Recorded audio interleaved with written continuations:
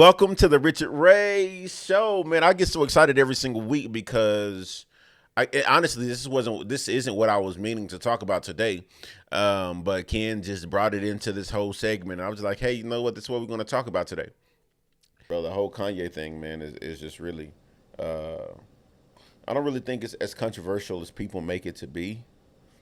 I think, really and honestly, I just think because people make it big because when you're talking about the perception of an entire culture or the entire race, and if the majority of society is okay with how that culture is being perceived, it's why are you talking about it? It's okay as it is. Why are you talking about the little dirty secrets? But people really don't like other people's dirty secrets to be aired out until somebody that has the proper credentials or something to be able to break it down for people to understand. But like I said, the reality of the reason why people are so upset about it as well is going to be the reality that when you force people to start thinking subconsciously and then you make them consciously aware and force them to really pay attention to, well, hey, I knew this, but why are we talking about it now? Or it could be the fact that, oh, well, I've been saying this all along and nobody's been listening to me, so I'm upset that people are finally listening to him. Or it could be a whole lot of different reasons why people are upset, but I ultimately believe that it's just simply the fact that people are upset because you are being forced to consciously pay attention to really what's going on. And when you are forcing someone to challenge the supposedly quote unquote natural order of things, then it's a problem. And what happens when the people that control that natural order want to retaliate? And that's You disappear. exactly. Like, you disappear somewhere. Everything is being taken away from you. Because you got to realize this, though, right?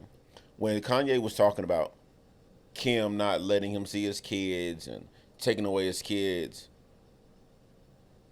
nobody had anything to say about that.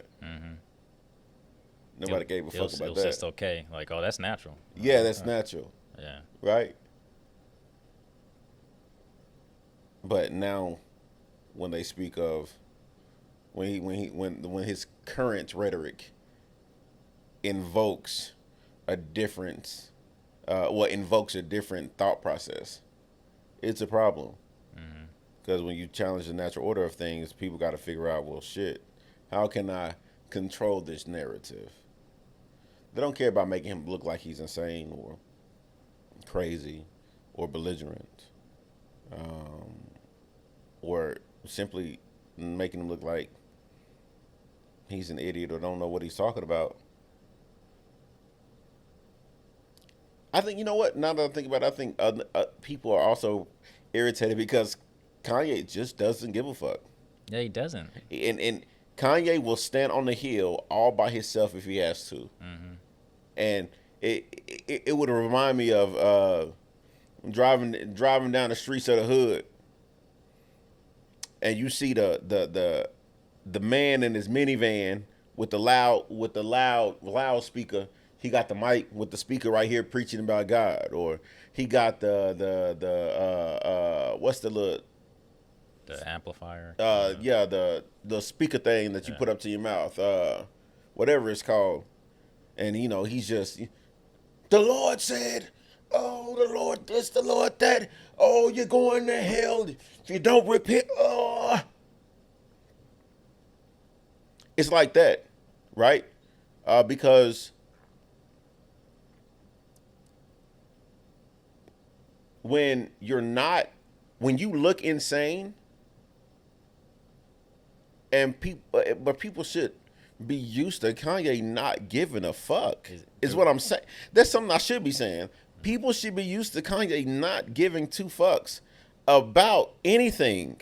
that's what Because if you know one thing about Kanye, he is going to do whatever the fuck he wants to do. that's what I'm confused on. This dude's been doing that his whole time being in the spotlight. Bro, when he got on stage and took that award from Taylor Swift, Uh-huh. that should have let y'all know.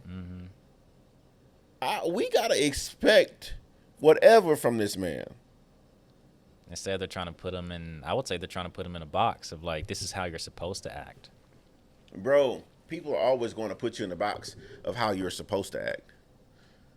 And when you're not allowing that box to contain you, when you are not going with the flow that everybody else is going with, when everybody else are the little ant workers that work off of, I'll take that back. When everybody's the beehive that's doing the same thing every single day and not really thinking for themselves, because you got to realize everybody now, they have this mindset to where they think they're doing everything different, but they're doing the exact same thing that the person before them or the person beside them are doing to get the same attention or try to get more attention. But you got to be more raunchy. You got to be more idiotic. You got to be more bold. You got to be whatever the word that you use that you need to be in order to get some kind of likes or attentions. Yeah, someone told me what Kanye did to Taylor was bad, and I was like, okay, but you're talking about it now. He did it for a reason. Absolutely. Like, if he didn't do that, if he would have did it in a polite way, like, I don't think, Taylor, would you be talking about it? No. Correct. What is that, like 12 years ago? You still talking about Still it. talking about it. Let's put it in the retrospect of Will Smith and Chris Rock. Right. When you think about the Will Smith and Chris Rock situation, it was two black men. Right. One black man got on stage, slapped the shit out of another black man. Right. Everybody let that die down real quick. Right, because it's the natural order of things. Yeah. We're used to seeing black people commit violence against other black people. Right? Now let's say Will Smith got up and slapped the shit out of a white man that was on stage. He would be prosecuted, Right. lynched, burned at the fucking stake. Again, when you challenge the natural order of things, when you go along with what people perceive you to be already, or what your culture to be is already, it's okay. But when you step a single step off of that path, the world is coming to an end. Yeah. What happens when a white guy in the same scenario, a white guy goes and slap another white guy? Oh, that's funny. That's some funny stuff. Yeah. It wouldn't be the black community coming back being like, oh man, we gotta be like this, we gotta be like this, we gotta be like why we gotta be so perfect? What happened? Yeah. We trying to play catch up against people who have been good for a long ass time. Yeah. Yeah. But you know, when people are trying to shift the power, right? When people are trying to become more aware, it's okay when you I've been saying the same thing this whole time. It's okay when you go with the flow. Right? But it's horrible when you try to think on your own. You're stupid. You don't know what you're doing. Not supposed to be like that. You're not supposed to be like that. Well, you are. I know. You got to get back in line. Oh, yeah. I didn't think that you would ever. I didn't think that anybody would ever. Anybody like you. No. Is somebody like you doing. Oh, my God. Somebody like yourself is doing this? I expect. I would never have thought, or would have expected. Mm-hmm. But that's the really that's truly the trouble there, man. It's you ever thought about when you're trying something new to change your whole generational situation, right? Because if families create generational curses that last for years, decades, centuries. But when you try to do something different to change the whole trajectory of your lineage, everybody that comes before you, well, a lot of people that come before you tell you no, don't do that. Mm-hmm. Oh, you didn't think about that, right? You shouldn't be doing that. No, no, Yeah. no. Well, you've never done that before. Well, but mom, dad, granny, auntie, uncle, grandpa, you're telling me not to do something that's never been done. Obviously, what's being done isn't working. Mm-hmm. And it's crazy because when you become that person that wants to make that change, the very people that you believe that will support you, Mm-hmm. will try to stop you. Yeah. And but it's more so along the line of them thinking that they're protecting you When they should be empowering. when they should be empowered. I'll tell you this, right? So yesterday, I told my son a couple of weeks ago. Me and my son, probably about a month ago, a couple of months ago, me and my son was talking. I talked about the story before and about how me and my son talked and we're gonna get our PhDs, right? Mm-hmm. I thought about it yesterday, right before I picked up my son, and I talked to him about it. I said, you know what, son, I know me and you talked about me getting my PhD, and I know I made that promise to you. I said, I thought about it, and it goes deeper than that. If I get my, well, no, not if, but when I get my PhD, I will be the first person in my family ever to have their PhD. Mm-hmm. And it's not about the PhD. It's not about the PhD. It's about changing the generational curses, Mm-hmm. destroying them, breaking the chains, changing traditions, setting a new standard. That's what it's about. Because it's more than it's bigger than me. Right. What my steps are going to be the first step, Right. and I know for a fact because when a lot of people when you look at social media now, people talk about school is a waste of time. Mm-hmm. But if you're just focused on the money, I guess so. Right. But if you're not focused on the process, that's the problem. Because anybody can have money. Mm-hmm. But who are you and what are you? How did you become who you are and what you are? The process. You have to challenge and change Mm-hmm. what you've already known and go against the grain of what's been hindering your family this entire time. You're building discipline. What you can't say necessarily just about discipline. You're changing what you're disciplined in. Right. That's really what it is. Because you can be disciplined and going to work every single day, just going to work, making money, and paying bills. Mm-hmm. But to me, that's a easier. You know what I'm saying? That's a easier discipline than self input discipline. Like that's discipline put on you by the job. That's not discipline of you being like, I got to get it by myself. I got like right now I could be sleeping, but I'm gonna stay up and do what I gotta do. That's that self discipline. Yeah. It well the power the discipline to want to keep going, to want to pay your own bills, Right. right? To be able to say, well, I don't count on nobody, Mm-hmm. or I'm sorry, I don't count on anyone, Mm-hmm. is really what forces you to keep it moving, Right. right? Because me personally, I come from a family, you know, that depended on government assistance. Mm-hmm. Food stamps, Medicaid, uh, child support, all those things. I come from that type of a family.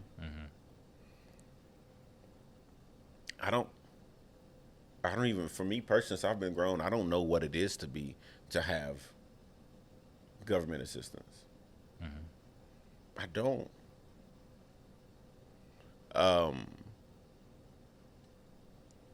I don't. I don't know what it is to do. I don't know what it is to be a lot of things, but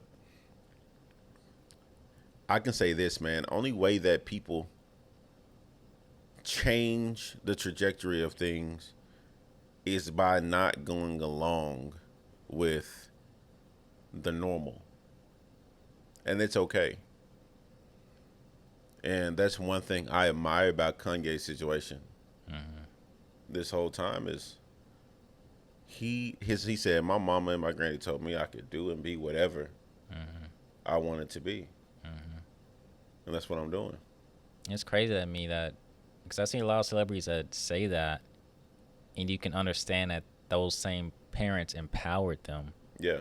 right? They didn't, and I see it with a lot of people that I know, a lot of friends that I know.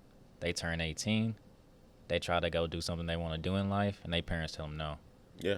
No, you can't do that. But I was like, wait, isn't that the same parents that was telling you while you're growing up that you can Yeah. be anything you want? Yeah.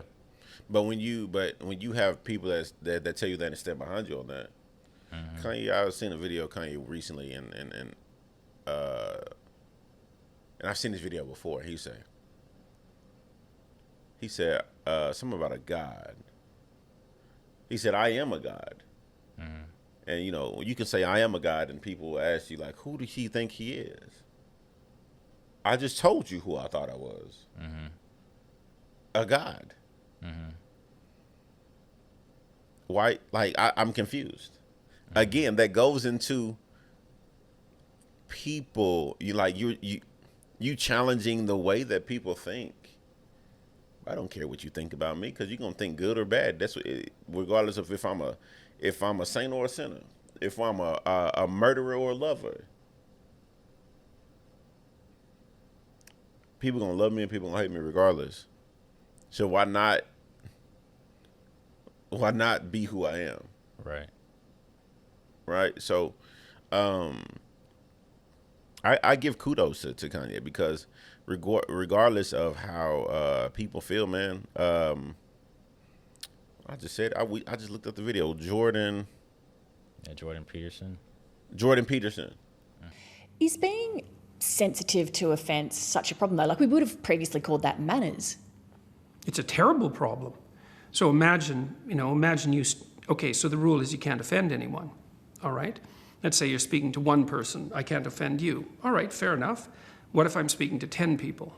Do I get to offend 1 in 10? How about 1 in 100? How about 1 in 1,000?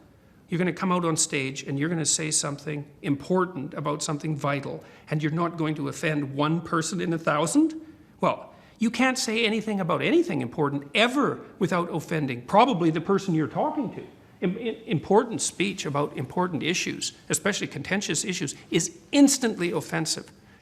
But there are ways that you can share, I guess, provocative views where you attempt to still do that with an air of, say, respectfulness, where you're trying to mitigate against the offensiveness. This is true, yeah. You can actually try listening when you're having a conversation, right? Assuming that both people who are having the conversation are of goodwill and they're not trying to play tricks and they're struggling towards the truth, which neither of them hold completely and both understand that. Yeah, you can reach across fairly large gaps and negotiate peace. Thank God for that, or we'd be at each other's throats all the time.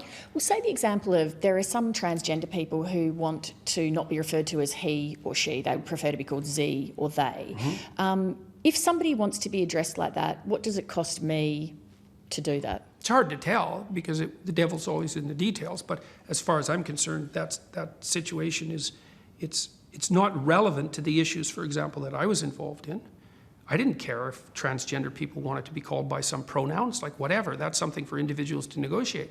When the government makes that a compulsion and insists in their legislation that biological sex, gender identity, gender expression and sexual proclivity very independently? It's like, no, they don't. That's wrong factually, and you're not going to compel my speech. I don't care what your damn justification is. So you see that as, am I right in that you see that as a curtailing of freedom? It's worse than a curtailing of freedom. It's a demand that the population uses a certain kind of linguistic approach. It's an appropriation of speech. There's no excuse for that. That never has happened once in the history of English common law, right? It's a barrier that we do not cross. Hate speech laws are bad enough. It's not like there's no hate speech. Like anyone with any sense knows that there's hate speech. Who's going to regulate it? Who's going to define it? And I know the answer to that. The last people in the world you would want to. And then we cross another barrier and we allow the government to compel speech for some hypothetically compassionate reason? No way. That's a really bad idea. So, Jordan Peterson just said it that simple. Again, you cannot talk about something that's important without offending somebody. All right. Or a multitude of people. So, is it okay? So, I guess I'll ask this. So, it's not okay for Kanye to speak what he's speaking and talk about what he's talking about, but it's okay for people to disagree with him and attack him? Right. Make it make sense. Make it make sense. How does it make sense? It doesn't. You're saying it's okay for someone else to be able to criticize and critique and talk down and bash and belittle and degrade and all these negative words because of their feelings. Mm-hmm. It's okay for somebody to speak out of feelings, but it's not okay for somebody to speak out of facts. Then they say, a lot of people say, well, it's his platform. He has a platform. He has to watch what he says, which to a certain extent, it's like a trickle effect, right? So a lot of people bring up Joe Rogan said the kids aren't real, and then that whole situation where you're saying the kids aren't real that happened in school shooting. Those kids weren't real; they're paid actors. Yeah, and he lost all his money on that. That's a situation where I agree with. He has a platform that's so huge, so top notch, and he's attacking a situation like saying kids don't exist that did exist in a school shooting. Yeah. That's a serious problem to me. Yeah, absolutely. If you compare that to me to the Kanye situation, yeah, it's uncomparable. Absolutely. I definitely agree with that.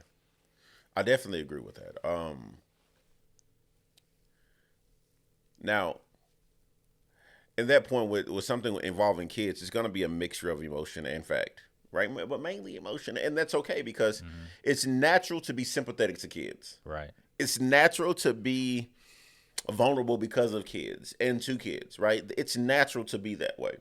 So to allow your emotions to dictate how you respond to that, because it is more so of an emotional situation than anything, then I get that, right?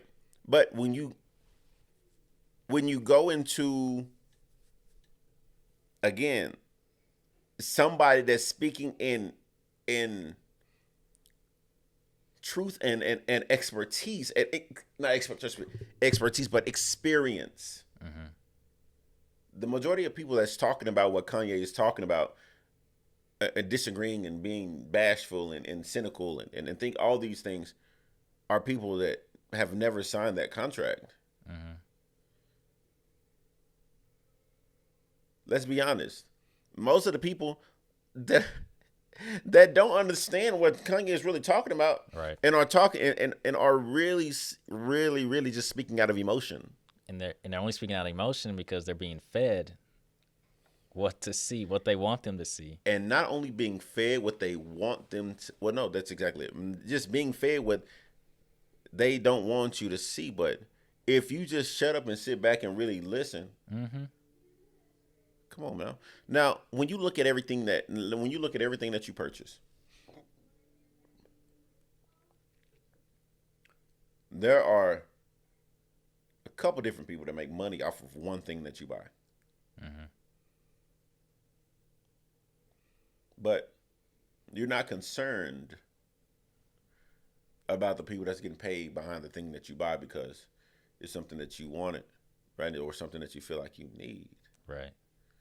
Right? But if somebody told you that you're a fucking idiot, you're fucking stupid, you're retarded for buying this, why the fuck did you buy it? Now you feel some type of way, because why should somebody attack you and disagree with you because of a decision that you made and things that you felt like you needed to survive in life? Okay. That's crazy because even that situation, what was Kanye mostly talking about? Shoes, right? Yeah. So even in that situation, people are outraged when they, first of all, like you said, they didn't even listen to the whole conversation. They're not listening to the whole conversation. They're just getting nitpicked. Yeah. If you just sit back and watch the interview, you'll see what he was talking about like Nike and these companies being like 2% of like the overall company that's above them. Yeah. Like that's what he's trying to explain to people. Yeah. Well, people are now looking at that. Exactly. Because when you look at Kanye, man, when you look at anybody that's in, like even with Dave Chappelle talked about Talking about when they got offered. not about the offer, but about the contract. He said I could go and create something like the Chappelle Show, but I could never recreate the Chappelle Show. Why? Because my previous contract, they own that. And they can use my likeness and my name throughout the universe. The fucking universe? The universe. Who the fuck we gonna feed this to in the universe? So it just goes to show like the power that's behind. If you've never sat down and read these contracts, or if you've never looked at the contracts, or if you've never known anybody that had to sign a contract, and if you do know somebody that had to sign a contract but they don't understand their own contract, then that's when they get screwed. That's how so many people in the industry get screwed. Because look at what TLC, look at NWA, look at Rich Homie Quan, look at who else? So many newer rappers too. Yeah. Like if you don't understand, if you're just getting caught up on what they want you to get caught up on, you're gonna sign away at that contract and think you finna make all that money. Look at Chameleonaire. Chameleonaire was like, man, I got screwed out of $600,000 and I didn't even know it. After they went back and after my accountant went back and did an audit, that's when I found that the record label stole $600,000 from me. But when you choose to be aware, you're not as offended. Let's be honest. When you choose to be aware, you're not as offended. But when somebody is challenging the natural order of things and is making you aware involuntarily because it's not the way you wanted to become aware, then yeah, it's a problem. Yeah. And I wanted to speak on the platform thing one more time because there's one more thing I wanted to add to that Joe Rogan thing, right? Yeah. I do agree that what he did was wrong. Yeah. But there's another part of me that looks at it like this. He was always talking crazy shit like that. I'm talking about what, like anything he would talk about crazy shit like that. So just like with Kanye, should it be expected? It should. So if it should be expected, why look at him and be like, let's take everything down? It's expected. Look away from it. It may be expected. It may be expected. But he has power still. I think that's really the big thing. Yeah, I think that's because of how big your platform is. We got to show people that we don't agree with your idiocy. We don't. We have to show, because it's not really, and honestly, if you think about it, when corporations decide to pull something away from you and take all your money and not allow you to be associated with the brand anymore. It's not the fact that they give a fuck about what he just said. Right. It's the fact that they don't want the consumer to take their money away from them. Mm-hmm. That's really all it's ever about. These corporations don't give a fuck. They don't. But if it's affecting their bottom line, though, they do. Yeah, they threw away Kanye for $100 million. Yeah. But guess what? I think is Adidas still selling his stuff? Yeah, I think they are. Like they're just not going to steal his new stuff. Yeah, like I looked through a clip on not clip, but I was scrolling through Google and I scrolled through Google more than I scrolled through social media. I was scrolling through Google, and you know how when you go to the Google homepage, you know they got The news feeds, right? And I just happened to see that Adidas is still selling. I may be wrong. It may not be Adidas. It may be something else. I know it's not the Gap because the Gap is getting rid of all of its stuff. Adidas is still going to be selling Kanye's stuff, but with a twist or with something like that. I didn't really go into it and read it, but I'm like, okay. But again, man, when you're confident with who you are, man, and you just decide to do whatever you want to do, bro, and you really decide to challenge the natural order of things, then when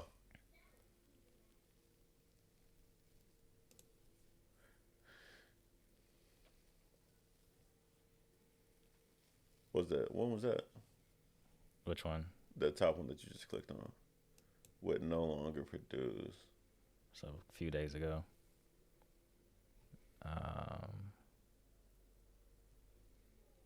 And if Adidas really stops selling Kanye stuff, you know how much money they'll lose? A lot. Billions, bro. But the crazy thing is to them, what is $1 billion? Right? So in the sense of that, is like Kanye, and this is another point that Kanye was trying to make.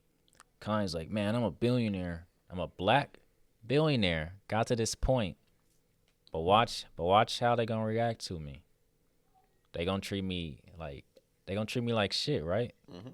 So they can treat me like shit, and I'm a black billionaire. Imagine what they can do to you. Yeah. But people not looking at it like that. Bro, people don't care, man. But like I said, the whole reality of it is, man, is the fact that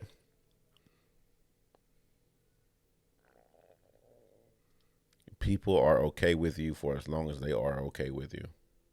Mm-hmm. But when I say it like this, it's like a never mind. No, I'll say it like this. It's like a bad relationship. Oh, here's the article you're talking about. Let me see. Adidas plans to keep selling its Yeezy's product designs just without the Kanye West branding. That's what it is. So they're gonna still do his designs, just without Kanye's name on it. Yeah. Wow. But that's what's crazy, right? Why would you do that? Why would you do that? Because subconsciously, guess what? People still know it's Yeezys. Mm-hmm. I've never bought a pair of Yeezys. I've never found them amazing myself, but obviously the little alien shoe that they created has changed the shoe industry. Now that I look at it, I really do want a pair now. They actually don't look that bad. I don't think how much a couple $100?